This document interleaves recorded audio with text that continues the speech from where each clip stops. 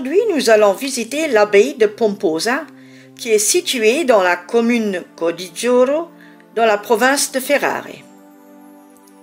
Cette abbaye, qui date du IXe siècle, est l'une des plus importantes de tout le nord de l'Italie. Déjà connue dans l'Antiquité et à l'origine entourée par les eaux du Pô de Goro, du Pô de Volano et de la mer. Abbaye bénédictine fondée à l'époque lombarde par les moines de San Colombano di Bobbio qui y érigea une chapelle. L'abbaye, visible aujourd'hui, est consacrée en 1026 par l'abbé Guido di Arezzo et elle fait partie du patrimoine mondial de l'UNESCO. Le noyau le plus ancien de la basilique remonte au 7e et 9e siècle. Au 9e siècle, il est rallongé avec l'ajout de 2 traversées et de l'atrium. Ce dernier est décoré de frises en terre cuite. Le décor de l'atrium a une inspiration orientale perse.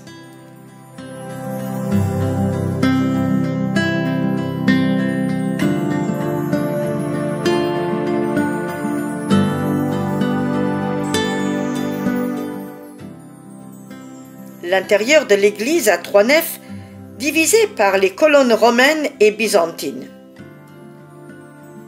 Le sol en marbre précieux disposé en opus sectile date de diverses époques du 6e au 12e siècle et représente des animaux monstrueux, des motifs géométriques, des éléments végétaux et figuratifs.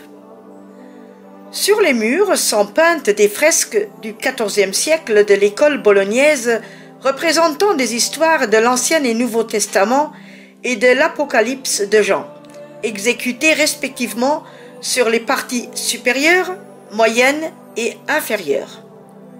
En plus de Saint Jean dans l'extase de Patmos, parmi les images de l'Apocalypse sont représentés l'agneau sur un chapiteau dans un dipéus, peint avec les pattes posées sur le livre des sceaux. Parmi d'autres scènes, on trouve Dieu avec le livre des 7 sceaux. La relique que vous voyez ici, c'est la relique de l'abbé pomposien Saint Guido, dont les restes se trouvent dans l'église San Giovanni de Speyer en Allemagne. Mort à Fidenza en 1046, il est un moine célèbre pour sa contribution à la pédagogie musicale, notamment à l'élaboration d'un système à 7 notes de musique. Pour nommer les 6 degrés de son hexacorde, Guido d'Arezzo a utilisé ut, ré, mi, fa, sol, la, les premières syllabes de chaque demi-vers d'un chant religieux latin, l'hymne de Saint Jean-Baptiste, dont le texte est attribué au moine et érudite italien Paul Diacre. Ce système est devenu populaire dans les pays de langue romane.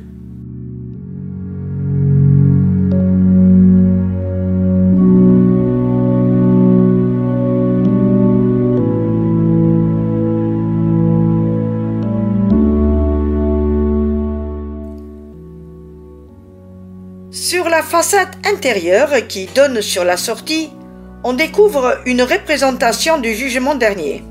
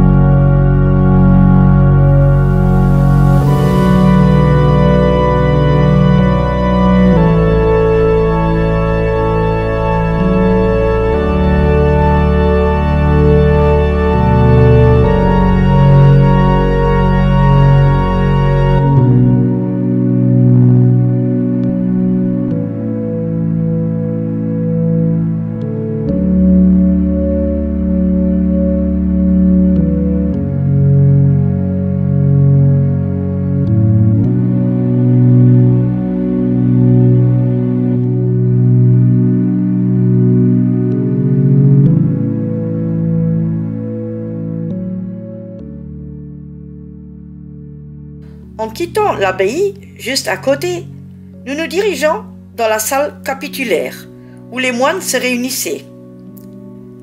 L'artiste inconnu qui a réalisé la décoration s'est énormément inspiré du style de Giotto, si bien que l'on a cru un temps que c'était le maître lui-même qui était venu ici. La partie la plus importante de la décoration est représentée par la crucifixion se trouvant au centre du mur en face de l'entrée.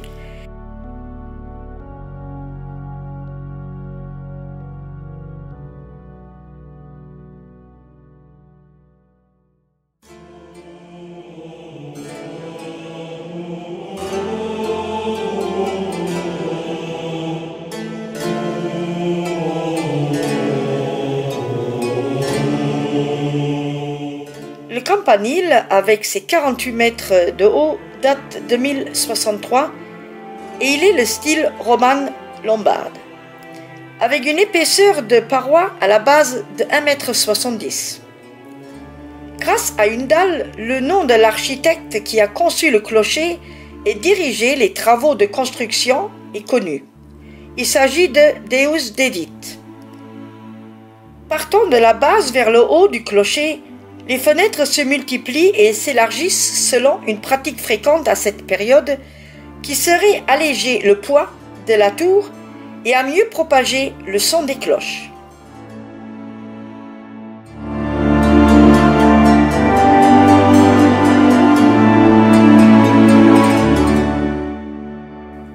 Nous allons encore faire un petit tour dans le réfectoire qui date de l'époque de la construction du couvent sous la direction de l'abbé Guy.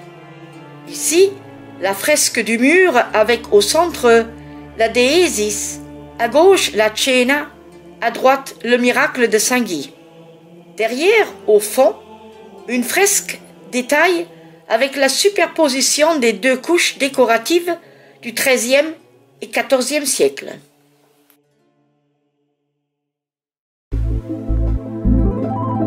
Dernier coup d'œil sur le Palazzo della Ragione, où les abbés administraient la justice.